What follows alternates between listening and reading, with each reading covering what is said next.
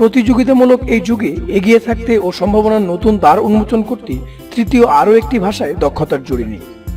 বর্তমান বিশ্বের প্রেক্ষিতে যেসব ভাষাকে গুরুত্বপূর্ণ তৃতীয় ভাষা হিসেবে বিবেচনা করা যায় সেগুলো হলো ম্যান্ডারিন বা চীনা ভাষা, জার্মানি, স্প্যানিশ, ফ্রেঞ্চ, জাপানি, রুশ ইত্যাদি ইত্যাদি। এখন প্রশ্ন হলো, এই নতুন ভাষাকে আমরা কিভাবে শিখব?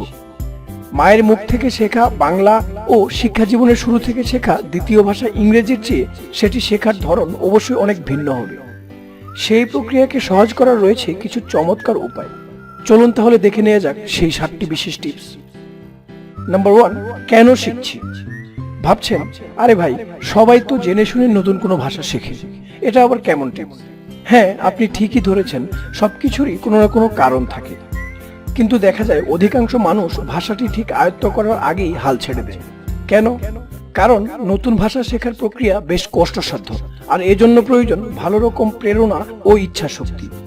যদি লক্ষ্য হয় শুধুমাত্র সিভি শক্তিশালী করা বা স্কলারশিপ পাওয়া, তাহলে কয়েকদিন পরেই নতুন ভাষা শেখার উৎসাহ টাটা বাই বাই বলে চলে যায়। তাহলে উপায় হলো নতুন ভাষাকে শুধু একটি ভাষা নয়, বরং সেই ভাষাভাষী মানুষগুলোকে জানার পথ হিসেবে দেখা। এছাড়াও এই ভাষা শেখার প্রক্রিয়াকে এক আনন্দময় নতুন অভিজ্ঞতা হিসেবে নেওয়া, তাহলে সম্ভব ঝরে পড়ার হাত থেকে রক্ষা পাওয়া। নাম্বার 2, প্রযুক্তির ব্যবহার। তথ্য প্রযুক্তির কল্যাণে এখন আপনি চাইলেই আপনার বাসা থেকে বের না হয়েও হাজার হাজার মাইল দূরের মানুষের মুখের ভাষা আয়ত্ত করতে পারেন। ভাষা শিক্ষার জন্য রয়েছে বেশ কিছু অ্যাপ, যেখানে আপনি গেমস, পাজেল ইত্যাদি খেলার মাধ্যমে সহজেই শিখতে পারবেন যে কোনো ভাষা, যেমন ডুওলিঙ্গো, মেমোরাইজ, বুসু ইত্যাদি। এই অ্যাপগুলো আপনাকে সাহায্য করবে ভোকাবুলারি বাড়াতে চমৎকার সব ফ্ল্যাশ কার্ডের মাধ্যমে। এছাড়াও সবার প্রিয় ইউটিউব তো আছেই। নাম্বার 3, বাস্তবতাকে মেনে নেওয়া। ভাষা একবারে আয়ত্ত করার বিষয় নয়, তাই আপনাকে এই বাস্তবতাটি মেনে নিতে হবে এবং বাস্তবিক লক্ষ্য নির্ধারণ করতে হবে। শুরুটি করবেন ধীরে সুস্থে এবং আপনার সামর্থ্য অনুসারে, যেমন প্রথমে শুধু 50টি নতুন শব্দ এবং দৈনন্দিন জীবনে তাদের ব্যবহার, তারপর ব্যাকরণ ও অন্যান্য বিষয় আছে। তাহলে তা আপনার জন্য যেমন কষ্টকর হবে না, তেমনি আবার একঘেয়েমিও হবে না। ঠিক slow and steady wins the race, এই প্রবাদটির মতো। নাম্বার 4, প্রতিদিন অনুশীলন। নতুন ভাষাটিতে দক্ষ হতে হলে আপনাকে প্রতিদিন অনুশীলন করতে হবে। একদিন অনেকক্ষণ অনুশীলন করে এক সপ্তাহ কিছুই না করার চেয়ে প্রতিদিন 10 মিনিট অনুশীলন করা শ্রেয়। অনুশীলনটি করবেন নতুন শেখা শব্দ, বাক্যাংশ আপনার প্রাত্যহিক জীবনে ব্যবহারের মাধ্যমে। যত অনুশীলন করবেন তত দ্রুত ভাষাটি আয়ত্ত করতে পারবেন। এজন্যই বলা হয় practice makes a man perfect. এক্ষেত্রে যদি আপনি অনুশীলনের কোনো সঙ্গী পেয়ে যান, তাহলে আপনার ফাঁকি দেওয়ার প্রবণতাটা কমে যাবে অনেকাংশে। যদি তা সম্ভব না হয়, তাহলে আপনার উচিত হবে নিজের সাথে নিজেই অনুশীলন করা। নাম্বার 5, স্থানীয় ভাষাভাষী মানুষের সাথে কথা বলা।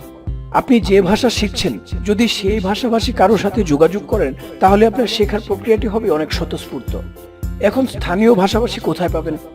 সৌভাগ্যের বিষয়, সেটি খুঁজতে আপনাকে আর দেশ পাড়ি দেওয়া লাগবে না। ইন্টারনেটের মাধ্যমে বিভিন্ন ফোরাম, ওয়েবসাইটে পেয়ে যাবেন তাদের সন্ধান, যেমন হ্যালোটক, রেডিট, লিঙ্গুয়াহোলি ইত্যাদি। সামাজিক যোগাযোগ মাধ্যমে পেয়ে যেতে পারেন এরকম কাজের বেশ কিছু গ্রুপ। নাম্বার 6, বেশি বেশি শ্রবণ করা। যত বেশি সম্ভব সেই ভাষায় মুভি, টিভি প্রোগ্রাম ইত্যাদি সাবটাইটেল সহকারে দেখুন। এতে আপনার লাভ হবে 2টি। প্রথমত, আপনার অন্যের কথা বোঝার দক্ষতা বাড়বে, এবং দ্বিতীয়ত আপনার উচ্চারণ ও বাচনভঙ্গির অকল্পনীয় উন্নতি হবে। এক্ষেত্রে ত্রাণকর্তা হিসেবে আবির্ভাব আমাদের প্রাণপ্রিয় ইউটিউবের। সেখানে আপনি পাবেন যে কোনো ভাষার লক্ষ লক্ষ ভিডিও। নাম্বার 7, ভুলগুলো মেনে নেওয়া। নতুন ভাষা শিখতে গেলে আপনার ভুল হবে অনেক। সেই ভুল উচ্চারণ থেকে শুরু করে বানান সব ক্ষেত্রেই হতে পারে। এখন সেই ভুলগুলোতে ভেঙে পড়লে বা লজ্জায় অনুশীলন থামিয়ে দিলে চলবে না, বরং আপনাকে ভুলগুলো শুধরিয়ে দ্বিগুণ উৎসাহে কাজ চালিয়ে যেতে হবে। একটি নতুন ভাষা শেখা যতটা কষ্টসাধ্য, সেই ভাষায় মনের ভাব প্রকাশ করা ততটাই আনন্দের। নিয়মগুলো মেনে চেষ্টা চালিয়ে যান, সফল একদিন হবেনই।